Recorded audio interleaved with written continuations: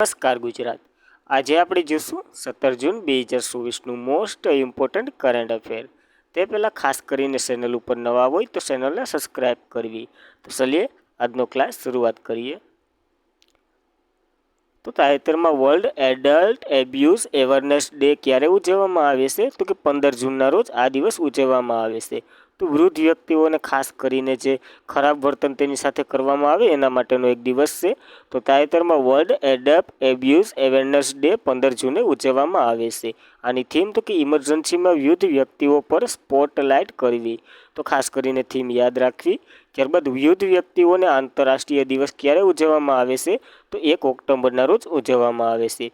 અને વિશ્વ સિનિયર નાગરિક દિવસ તો કે 21 ઓક્ટોબરે ઉજવવામાં આવે છે. આજે વૃદ્ધ વ્યક્તિઓ ઉપર અત્યાચાર અને એના માટેનો દિવસ પણ આજ ઉજવવામાં આવે છે 15 જૂને. તો ખાસ કરીને યાદ રાખવો. ત્યારબાદ જૂન મહિનાના દિવસો જોઈ લઈએ. તો કે 1 જૂન તો કે વિશ્વ દૂધ દિવસ, 2 જૂન તો કે તેલંગાણાનો સ્થાપના દિવસ, 3 જૂનની વાત કરીએ તો વિશ્વ સાયકલ દિવસ ઉજવવામાં આવે છે. 5 જૂનની વાત કરીએ તો વિશ્વ પર્યાવરણ દિવસ ઉજવવામાં આવે છે. 7 જૂને તો કે વિશ્વ ખાદ્ય સુરક્ષા દિવસ, 8 જૂને તો કે વિશ્વ મહાસાગરીય દિવસ, 8 જૂને બીજો દિવસ તો કે વિશ્વ મગજની ગાંઠનો દિવસ. 9 જૂનની વાત કરીએ તો આંતરરાષ્ટ્રીય અર્કાઇલ્સ દિવસ ઉજવવામાં આવે છે. જ્યારે વિશ્વ માન્યતા દિવસ પણ 9 જૂને જ ઉજવવામાં આવે છે.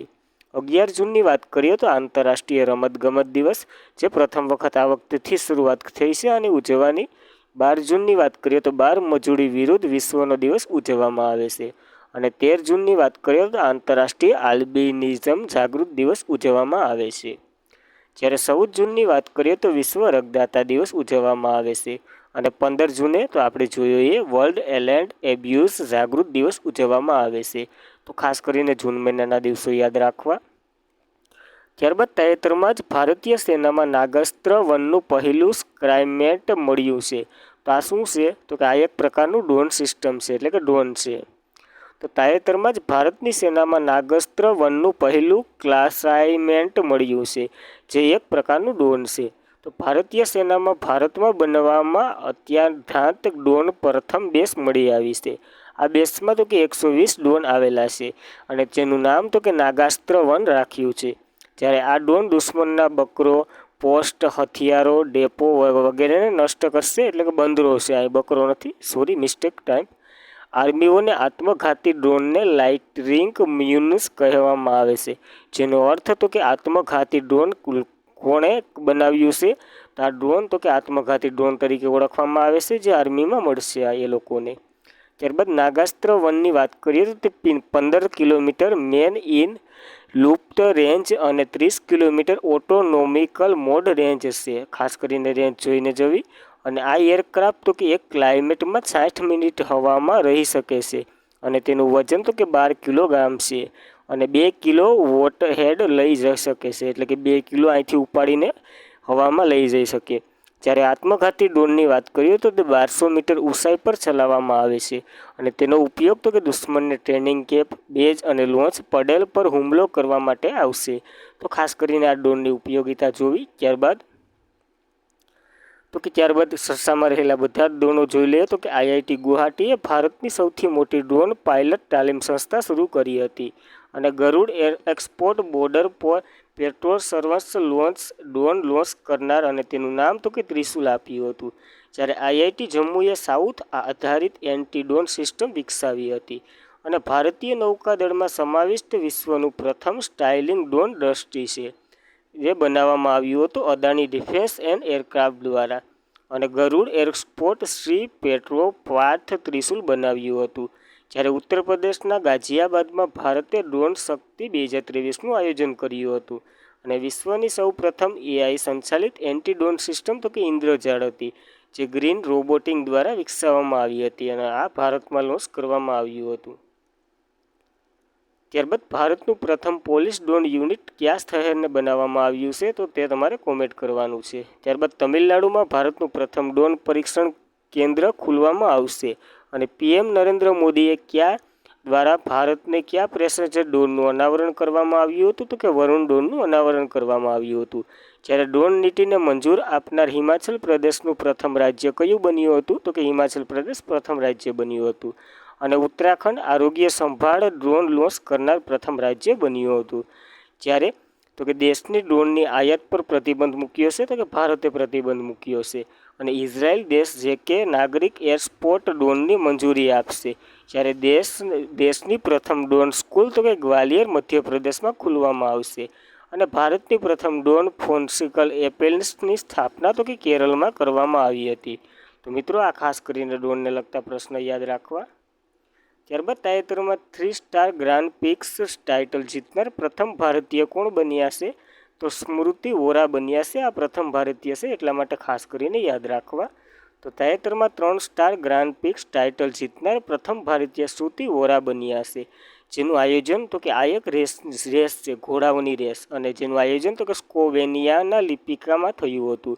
જ્યારે આના ઘોડાનું નામ તો કે મેગ્નેસિયમ હતો, જે કેનો તો કે સ્મૃતિ વોરાનો જે ઘોડો હતો એનું. ત્યારબાદ તો કે એકમાત્ર જે ઘોડાની રેસમાં રમનાર વ્યક્તિને જો પદ્મશ્રી ખેલ રત્ન એવોર્ડ મળ્યો હોય તો તે દિવ્ય કીર્તિ સિંહ છે.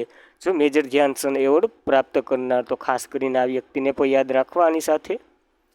ત્યારબાદ તાજેતરમાં બહાર પાડવામાં આવેલ ગ્લોબલ શાંતિ સૂચકાંક 2024માં ભારતનો ક્રમ શું છે? તો કે ભારતે 116મો ક્રમ મેળવ્યો છે. તો તાજેતરમાં બહાર પાડવામાં આવેલ ગ્લોબલ શાંતિ સૂચકાંક 2024માં ભારતને 116મું સ્થાન મળ્યું છે. જ્યારે વૈશ્વિક શાંતિ સૂચકાંક 2024ની વાત કરીએ તો કોના દ્વારા? તો કે અર્થશાસ્ત્ર અને શાંતિની જે સંસ્થા છે તેના દ્વારા બહાર પાડવામાં આવે છે. જ્યારે ભારતનું સ્થાન તો કે 116મું છે. અને ટોચ ઉપર તો કે આઇસલેન્ડ છે, બીજા નંબર ઉપર તો કે આયર્લેન્ડ છે, ત્રીજા નંબર ઉપર તો કે ઓસ્ટ્રેલિયા છે, અને છેલ્લા નંબર ઉપર 163મું તો કે યમન છે. તો છેલ્લું યમન છે. ખાસ કરીને ભારતનું સ્થાન તો કે 116મો છે, તે મોસ્ટ આઈએમપી આપણા માટે. ત્યારબાદ 2024ના જેટલા પણ ઇન્ડેક્સો આવ્યા છે તે જોઈ લઈએ. તો કે કરપ્શન પર્સન ઇન્ડેક્સ 2023 પહેલો આવ્યો હતો, તેમાં 93મા નંબર ઉપર ભારત હતું. ડેનમાર્ક પહેલા નંબર ઉપર હતો. ત્યારબાદ સ્વચ્છ સર્વેક્ષણ 2023 સૂચકાંક આવ્યો હતો, જેમાં ઇન્દોર અને સુરત જે શહેરોની સ્થિતિમાં પ્રથમ નંબર ઉપર હતા. અને મહારાષ્ટ્રનું સાસવડ છે જે પહેલી, એટલે કે 1 લાખથી ઓછી વસ્તીમાં સૌથી સ્વસ્થ હતું. અને બોન્ડની વાત કરીએ તો કોન્ટેમન્ટ બોર્ડ હતું. અને રાજ્યમાં તો કે મહારાષ્ટ્ર, એમપી અને છત્તીસગઢ પ્રથમ, બીજા અને તૃતીય ક્રમે હતા. અને સૌથી સ્વસ્થ ગંગા સિટીની વાત કરીએ, જેમાં વારાણસી અને પ્રયાગરાજ હતું. જ્યારે સફાઈ મિત્ર શહેરની વાત કરીએ તો ચંદીગઢ હતું. અને સ્નો લેપર્ડ રિપોર્ટ 2023ની વાત કરીએ તો સૌથી વધારે હિમદીપડાઓ તો કે લદ્દાખમાં આવેલા છે. ત્યારબાદ ટોમ ટ્રાફિક ઇન્ડેક્સ રેન્કિંગની વાત કરીએ તો તે લંડન પહેલા નંબર ઉપર હતું. જ્યારે બેંગ્લોર 6થા ક્રમે હતું ભારતનું. અને ડેમોક્રેસી ઇન્ડેક્સ 2023માં તો કે 41મા સ્થાન ઉપર ભારત હતું. નોર્વે પહેલા નંબર ઉપર હતું. જ્યારે વૈશ્વિક બૌદ્ધિક સંપ્રદાય સૂચકાંકની વાત કરીએ તો 2024નો 42મા નંબર ઉપર ભારત હતું. યુએસ પ્રથમ નંબર ઉપર હતું. અને લિંગ અસમાનતા સૂચકાંક 2022ની વાત કરીએ તો 108 નંબર ઉપર ભારત હતું. ડેનમાર્ક પહેલા નંબર ઉપર હતું. આ યુનાઇટેડ નેશનલ ડેવલપમેન્ટ પ્રોગ્રામ દ્વારા બહાર પાડવામાં આવે છે, 8મો અને 9મો બે ઇન્ડેક્સ. ત્યારબાદ માનવ વિકાસ સૂચકાંક 2022ની વાત કરીએ તો 134મા નંબર ઉપર ભારત હતું. સ્વિટ્ઝરલેન્ડ પહેલા નંબર ઉપર હતું. અને વર્લ્ડ હેપીનેસ રિપોર્ટ 2000ની વાત કરીએ તો 126મા નંબર ઉપર ભારત હતું. ફિનલેન્ડ પહેલા નંબર ઉપર હતું. આ યુનાઇટેડ નેશનલ દ્વારા બહાર પાડવામાં આવે છે. જ્યારે ગ્લોબલ ફાયર પાવર ઇન્ડેક્સમાં વાત કરીએ તો ભારત 4થા સ્થાન ઉપર હતો. ટોપ ઉપરની વાત કરીએ તો યુએસ હતો. જ્યારે બિઝનેસ એન્વાયરમેન્ટ રેન્કિંગ 2024ની વાત કરીએ તો 51મા નંબર ઉપર ભારત હતું. સિંગાપુર પહેલા નંબર ઉપર હતું. અને ગ્લોબલ યુનિકોર્ન ઇન્ડેક્સ 2024ની વાત કરીએ તો ત્રીજા નંબર ઉપર ભારત હતું. જ્યારે પહેલા નંબર ઉપર યુએસ હતો. ત્યારબાદ ચીન અને ભારત. આ તો કે વરુણ દ્વારા બહાર પાડવામાં આવે છે. અને વિશ્વનું ત્રીજું સૌથી મોટું ઈ માર્કેટ પ્લેસ કયું બન્યું હતું? તો કે GEM5 ઈ માર્કેટ પ્લેસ બન્યું હતું. ત્યારબાદ સાયબર ક્રાઇમ ઇન્ડેક્સની વાત કરીએ તો 10મા નંબર ઉપર ભારત હતું. રશિયા ટોપ ઉપર હતું. અને વિશ્વ પ્રેસ સ્વાતંત્રતા સૂચકાંક 2024ની વાત કરીએ તો 159મા નંબર ઉપર ભારત હતું. નોર્વે પહેલા નંબર ઉપર હતું. યાત્રા અને પ્રવાસન વિકાસ સૂચકાંકની વાત કરીએ તો 2024માં 39મા નંબર ઉપર ભારત હતું. યુએસ પહેલા નંબર ઉપર હતું. ગ્લોબલ સિટીઝ ઇન્ડેક્સ 2024ની વાત કરીએ તો ન્યૂયોર્ક પહેલા નંબર ઉપર હતું. ભારતનું જે દિલ્હી છે એ 350મા સ્થાનમાં હતું. જ્યારે પર્યાવરણ પ્રદર્શન સૂચકાંક 2024ની વાત કરીએ તો 170મા નંબર ઉપર ભારત હતું અને ઓસ્ટ્રેલિયા પ્રથમ નંબર ઉપર હતું. જ્યારે ગ્લોબલ જેન્ડર ગેપ ઇન્ડેક્સ 2024ની વાત કરીએ તો 129મા નંબર ઉપર ભારત હતું. આઇસલેન્ડ પહેલા નંબર ઉપર હતું. અને ગ્લોબલ પીસ ઇન્ડેક્સ 2024ની વાત કરીએ તો 116મા નંબર ઉપર ભારત છે, જ્યારે આઇસલેન્ડ પહેલા નંબર ઉપર છે. અને સિપ્રીનો જે રિપોર્ટ આવ્યો હતો તેમાં માહિતી લઈએ તો લશ્કરી ખર્ચમાં ભારત ચોથા નંબર ઉપર હતું, જ્યારે ટોપ ઉપર તો કે યુએસ હતું. તો ખાસ કરીને આ 2024ના બધા જ ઇન્ડેક્સો આવી ગયા, તે ખાસ કરીને જોઈને જવા. ત્યારબાદ તાજેતરમાં કયા રાજ્યની CM ride Vinoba school the world best સ્કૂલનો એવોર્ડ મળ્યો છે? તો મધ્યપ્રદેશની સ્કૂલ છે આ વિનોબા સ્કૂલ, તો ખાસ કરીને યાદ રાખવી. તો તાજેતરમાં મધ્યપ્રદેશ રાજ્યની સીએમ રાઇઝ વિનોબા સ્કૂલ એને ધ વર્લ્ડ બેસ્ટ સ્કૂલનો એવોર્ડ મળ્યો છે. જ્યાં અમેરિકાના પ્રતિષ્ઠિત સંસ્થા સઉદ એજ્યુકેશન વિશ્વની શ્રેષ્ઠ શાળાઓની 2024ની યાદી બહાર પાડી છે, જેમાં મધ્યપ્રદેશના રતલામ શહેરમાં આવેલી સીએમ રાઇઝ વિનોબા સ્કૂલ આંતરરાષ્ટ્રીય સ્તરે ટોચની 10 શાળાઓમાં ચોથું સ્થાન મેળવ્યું છે. તો ખાસ કરીને આપણા માટે આઈએમપી ખાલી એમ પૂછાઈ શકે શાળા ક્યાં આવેલી છે, તો મધ્યપ્રદેશમાં. જ્યારે વિનોબા સ્કૂલ ઇનોવેશન કેટેગરીમાં લીડર તરીકે પસંદ કરવામાં આવી હતી અને CM rise Vinoba school the world best સ્કૂલનો એવોર્ડ પણ મળ્યો છે. જ્યારે તે સઉદ એજ્યુકેશન પાસ માટે શિક્ષણ ક્ષેત્રે વિશ્વનો સૌથી પ્રતિષ્ઠિત એવોર્ડ છે આ, તો ખાસ કરીને યાદ રાખો આ એવોર્ડ.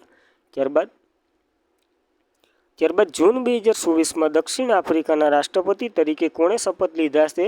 તો કે સિરિલ રામાફોસાએ શપથ લીધા છે. તો જૂન 2024માં દક્ષિણ આફ્રિકાના નવા રાષ્ટ્રપતિ બન્યા છે સિરિલ રામાફોસા, એને શપથ લીધા છે ખાલી વનલાઈનર સ્વરૂપે. ત્યારબાદ દક્ષિણ આફ્રિકાની વાત કરી લઈએ તો કેપિટલ તો કે પ્રોટોરિયા છે, જે વહીવટી કેપિટલ છે. વિધાનિક કેપિટલ તો કે કેપટાઉન છે. અને ન્યાયિક કેપિટલ તો કે બોમોફોન્ટેન છે. આમાંથી 3 પ્રશ્ન નીકળે, શું કરવું?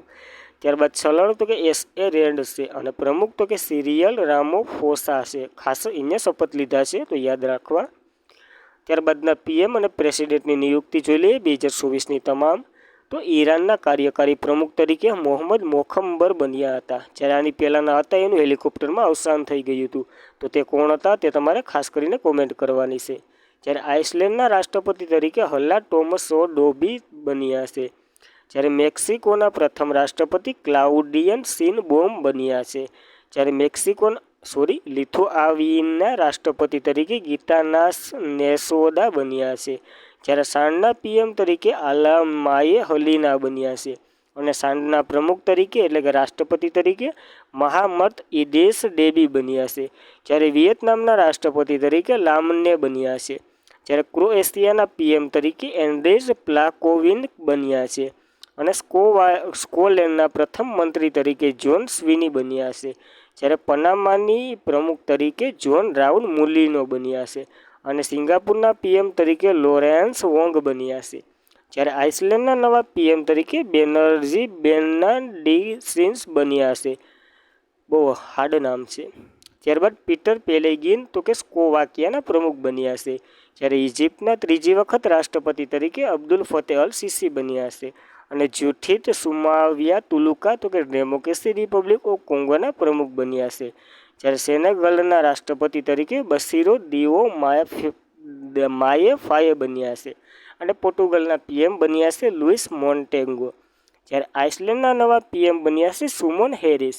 અને પેલેસ્ટાઇનના નવા પીએમ બન્યા છે મોહમ્મદ મુસ્તફા. હંગેરીના રાષ્ટ્રપતિ તો કે તમસ સુલકિયા બન્યા છે. જ્યારે પાકિસ્તાનના પીએમ શાહબાજ શરીફ બન્યા છે. અને પાકિસ્તાનના રાષ્ટ્રપતિ આસિફ અલ ઝરદારી બન્યા છે. જ્યારે ઇન્ડોનેશિયાના રાષ્ટ્રપતિ તરીકે પ્રબોધ સુબિયાન્ટો બન્યા છે. અને યમનના વડાપ્રધાન તરીકે અહેમદ અવદ બિન બન્યા છે. ત્યારબાદ અલ સાલ્વાડોરના પ્રમુખ તરીકે નાયબ બુકેલો બન્યા છે. અને કઝાકિસ્તાનના પીએમ તરીકે ઓલઝાન્સ બેકેનોવ બન્યા છે. જ્યારે ફિનલેન્ડના રાષ્ટ્રપતિ તરીકે એલેક્ઝાન્ડર સ્ટબ, કોમોરોસના પ્રમુખ તરીકે આઝાલી આસોમની બન્યા છે. જ્યારે ગ્વાટેમાલાના નવા રાષ્ટ્રપતિ તરીકે બર્નાર્ડો એવેલોલ બન્યા છે. અને તાઇવાનના રાષ્ટ્રપતિ તરીકે લાઇસિંગ તે બન્યા છે. જ્યારે ફ્રાન્સના સૌથી યુવા અને પ્રથમ ગે ખુલ્લેઆમ વડાપ્રધાન ગેબ્રિયલ એટલ બન્યા છે. અને ફિલેક્સ ટિન્સેન્ડી તો કે ડેમોક્રેસી રિપબ્લિક કોંગોના પ્રમુખ બન્યા છે. તો ખાસ કરીને આ નિયુક્તિ યાદ રાખવી આંતરરાષ્ટ્રીય. ત્યારબાદ તાજેતરમાં ખીર ભવાની મેળાનું આયોજન ક્યાં કરવામાં આવ્યું હતું? તો ખીર ભવાની મેળાનું આયોજન જમ્મુ કાશ્મીરમાં થાય છે દર વર્ષે. તો તાજેતરમાં ખીર ભવાની મેળાનું આયોજન જમ્મુ કાશ્મીરમાં કરવામાં આવ્યું છે. જે ખીર ભવાની એક મંદિર છે ત્યાં આનું આયોજન થાય છે 14 જૂનના રોજ. આ વખતે જેઠ અષ્ટમીના દિવસે થાય છે. આજકાલે જેઠ અષ્ટમી તો કે 14 જૂને હતી, એટલે આનું આયોજન ત્યારે કર્યું હતું. ત્યારબાદ થોડાક મેળાઓ જોઈ લઈએ જમ્મુ કાશ્મીરના. તો કે હરિથી ઉત્સવ, તાવી ઉત્સવ, કોસોથ ઉત્સવ, બંગાલ્સ વેલી ફેસ્ટિવલ, અહરબલ ઉત્સવ અને ખીર ભવાની મેળા વગેરે જમ્મુ કાશ્મીરમાં યોજાય છે. તો ખાસ કરીને આ ડેટા યાદ રાખવો. ત્યારબાદના સરસામાં રહેલા બધા જ મેળા એક વખત જોઈ લઈએ. તો કે આંતરરાષ્ટ્રીય સૂરજકુંડ મેળો તો કે હરિયાણાના ફરીદાબાદમાં યોજાય છે. અને સરસ મેળો જમ્મુ કાશ્મીરમાં પણ યોજાય છે. જ્યારે ગંગાસાગર મેળો તો કે પશ્ચિમ બંગાળમાં, માઘી મેળો તો કે પંજાબમાં, સિમ્પી ફેટ મેળો તો કે પંજાબમાં. જ્યારે સરસ આજીવિકા મેળો 2023 તો કે ગુરુગ્રામ હરિયાણામાં યોજાયો હતો. અને લક્કી ફેમ રાજસ્થાનમાં યોજાયો હતો. જ્યારે ગોલ મેળા જગન્નાથ મંદિર ખાતે યોજાયો હતો. ઓરેન્જ ફેસ્ટિવલ તો કે નાગાલેન્ડમાં યોજાયો. અને શ્રાવણી મેળો તો કે દેવધર ઝારખંડ ખાતે યોજાયો હતો. જ્યારે એશિયાનો સૌથી મોટો ઇન્ટરનેશનલ ફૂડ એન્ડ હોસ્પિટિલિટી ફેર તો કે નવી દિલ્હી ખાતે યોજાયો હતો. ત્યારબાદ હેમિસ ગોમ્પા ફેર તો કે લદ્દાખમાં યોજાયો હતો. અબુ બસી મેળો તો કે આસામમાં યોજાયો હતો. મેદારમ જાત્રા તો કે મેળો તો કે મેદારમમાં તો કે જાત્રા મેળો યોજાયો હતો.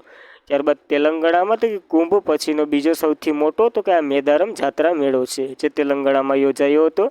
ત્યારબાદ કુંભ મેળો તો કે હરિદ્વાર, પ્રયાગરાજ અને ઉજ્જૈન, નાસિક ખાતે યોજાય છે. હવે આ 4 શહેરો કહી દીધા. તો હવે આ 4 શહેરોએ કઈ કઈ નદી આવેલી છે જ્યાં કુંભ મેળો ભરાય છે એ તમારે કોમેન્ટ કરવાનું છે. ત્યારબાદ પુષ્કળ મેળો તો કે રાજસ્થાનમાં ભરાય છે. અને નોચટી મેળો તો કે મેરઠમાં, અને સોનપુર પશુ મેળો તો કે બિહારમાં ભરાય છે. આ કઈ નદી કિનારે ભરાય છે એ તમારે કોમેન્ટ કરવાનું છે. ખાસ કરીને કોમેન્ટ કરો મિત્રો, તમને યાદ રહી વધારે. તાજેતરમાં ચંદ્રયાન 1ના જે મિશન ડિરેક્ટર કોણ હતા, જેમનું તાજેતરમાં અવસાન થયું છે? તો શ્રીનિવાસ હેગડે હતા. આ પ્રથમ એટલે કે ચંદ્રયાન પહેલાના જે ડિરેક્ટર હતા એ શ્રીનિવાસ હેગડે હતા. એમનું તાજેતરમાં જ અવસાન થયું છે. તો ઈસરોના પૂર્વ વૈજ્ઞાનિક શ્રીનિવાસ હેગડેનું બેંગ્લુરુમાં નિધન થયું છે. જ્યારે શ્રીનિવાસ હેગડેની વાત કરીએ તો 1978થી 2014 સુધી ઈસરોમાં કામ કર્યું હતું આણે. અને તેઓ 22 ઓક્ટોબર 2008ના રોજ ચંદ્રયાન 1 મિશનના ડિરેક્ટર કર્યું હતું. અને ભારતે ચંદ્રયાન 1 મિશન હેઠળ ચંદ્ર પર પાણીની શોધ કરી હતી. તો ખાસ કરીને IMP. ત્યારબાદ શ્રીનિવાસ UR રાય સેટેલાઇટ સેન્ટરના સભ્ય પણ રહી ચૂક્યા છે. અને URSS અગાઉ તો કે ઈસરો સેટેલાઇટ સેન્ટર તરીકે પણ ઓળખાતું હતું. તો ખાસ કરીને યાદ રાખવા શ્રીનિવાસ હેગડે. ત્યારબાદ ચંદ્રયાન 3 જોઈ લઈએ. 1 તો જોયું, હવે 3 જોઈ લઈએ. તો 14 જુલાઈ 2023 ઓગસ્ટ એટલે કે 14 જુલાઈએ લોન્ચ કરવામાં આવ્યું હતું. અને 23 ઓગસ્ટને તો કે રાષ્ટ્રીય અવકાશ દિવસ તરીકે જાહેર કર્યો હતો તરફથી તો કે સતીશ ધવન સ્પેસ સેન્ટરથી લોન્ચ કર્યું હતું. કે આ રોકેટમાં તો કે LV-M3M4 એટલે નામ તો કે બાહુબલી અથવા ફેટબોય આપ્યું હતું. લેન્ડર તો કે વિક્રમ અથવા રોવર, જે પ્રજ્ઞાન તરીકે ઓળખવામાં આવે તે હતું. અને પ્રોજેક્ટર ડિરેક્ટર PV મિથુવેલી હતા. તો ખાસ કરીને આના પ્રોજેક્ટર ડિરેક્ટર પર યાદ રાખવા. ઓલાનું પૂછાઈને આ પૂછાઈ જાય, આમાં નક્કી ન લેવાય. ત્યારબાદ ચંદ્રયાન-3 તો કે ચંદ્ર પર જનાર ઉતરવામાં આવ્યું હતું, જેનું નામ આપવામાં આવ્યું હતું શિવશક્તિ. તો ખાસ કરીને જ્યાં ઉતર્યું હતું એનું નામ શિવશક્તિ આપ્યું હતું, એ પણ ખાસ કરીને યાદ રાખવું. ત્યારબાદ તાજેતરમાં પ્રકાશિત થયેલ પુસ્તક a flight of the RBI wall કોણે લખ્યું છે? તો અલ્પના કિલાવાલાએ લખ્યું છે આ પુસ્તક. તો ખાસ કરીને યાદ રાખવું. તો તાજેતરમાં પ્રકાશિત થયેલ પુસ્તક a flight on the RBI wall Alpana કિલાવાલાએ લખ્યું છે. આ પુસ્તકમાં શું છે? તો કે અલ્પના કિલાવાલાએ જે RBIમાં કામ કર્યું એના ઉપર આખી ડિટેલમાં પુસ્તક છે. નવેરા હોય તો વાંચી લેજો. ત્યારબાદ આની માહિતી લીધી. ત્યારબાદ થોડાક પુસ્તકો જોઈ લેજો. બિલ ગેટ્સ તો કે સોર્સ કોડની જે એની આત્મકથા હતી. અને R અશ્વિનની તો કે મારી પાસે શેરીઓ છે, જે એક કટુ ક્રિકેટરની વાર્તા, જેની બાયોગ્રાફી પર ઓટોબાયોગ્રાફી પર તાજેતરમાં એને લોન્ચ કરી હતી. આપણે કરંટ અફેરમાં જોઈ ગયા હતા. તો ખાસ કરીને આ ત્રણેય પુસ્તકો યાદ રાખવા. ત્યારબાદ 2024ના બીજા સત્સામાં રહેલા પુસ્તકો જોઈ લઈએ. તો કે મનોરમ મિશ્ર સંસ્કૃતિના પરિણામો. મનોરમ મિશ્રાએ તો કે સંસ્કૃતિના પરિણામો પુસ્તક લખ્યું હતું. મનોજ મુકુંદ નવરણે તો કે ફોર સ્ટાર્ટ ઓફ ડિસ્ટીન. જયા જેટલીની વાત કરીએ તો ભારતમાંથી ગ્રાફિક ડિઝાઇનો માટેની પ્રેરણા. જ્યારે ઔરંગઝેબ સાથેની સારું નિવેદતાની વાતચીત ડૉક્ટર મનસુખ માંડવિયાએ ભવિષ્યનું ફલિત કરે. અરુણ કુમાર દત્તાએ તો કે આસામ બેડ હામ લસિત બારફુકન. સંજીવ જોશીની વાત કરીએ તો એક મહાસાગરીય મારી અંદર. ગોડાબાપા રાજપ્રખે તો કે કાવતરું. લક્ષ્મી મૃદેશ્વર પુરીએ તો કે સૂર્યને ગળી જવું. અને પીએમ શ્રીધરન પિલ્લે જે મૂળભૂત માળખા અને પ્રજાસત્તાક આવું પુસ્તક લખ્યું હતું. તો ખાસ કરીને એટલા પુસ્તકો યાદ રાખવા. ત્યારબાદ તાજેતરમાં ફિક્કી દ્વારા તેના ડીજી એટલે કે ડાયરેક્ટર જનરલ તરીકે કોની નિમણૂક કરવામાં આવી છે? તો જ્યોતિ વિજની નિમણૂક કરવામાં આવી છે ફિક્કીના ડાયરેક્ટર જનરલ તરીકે. તો તાજેતરમાં ફિક્કીએ તેમના ડાયરેક્ટર જનરલ તરીકે જ્યોતિ વિજની નિમણૂક કરી છે. જ્યારે ફિક્કીની વાત કરીએ તો તેમનું ફૂલ ફોર્મ તો કે federation of the India chambers of commerce and institution થાય છે, જેના પ્રમુખ હાલ નવા જ બનેલા છે તો અનીસ શાહ બન્યા હતા જ્યારે આપણે ચર્ચા કરી હતી. તો ખાસ કરીને આ યાદ રાખવું ફિક્કી વિશે. તો મિત્રો આજના માટે એટલું. વિડીયો કેવો લાગે તે ખાસ કરીને કોમેન્ટ કરો. તમારો પ્રતિભાવ આપો અમને. કંઈ સુધારા સૂચવતા હોય તોય તમે તારે કોમેન્ટ કરી શકો છો એક ફ્રેન્ડ તરીકે. તો ખાસ કરીને વિડીયો પસંદ આવે તો લાઇક કરો, તમારા મિત્રો સુધી શેર કરો અને વધુમાં વધુ શેર કરો. જય હિન્દ, જય ભારત.